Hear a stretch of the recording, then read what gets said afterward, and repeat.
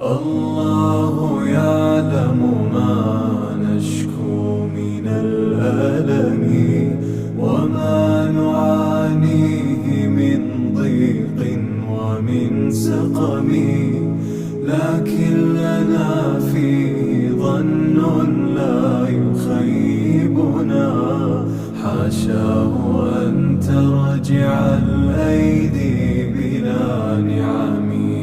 كم جاد من فضله قبل السؤال، وكم أعطى وأغنى بمحض الجود والكرم. الله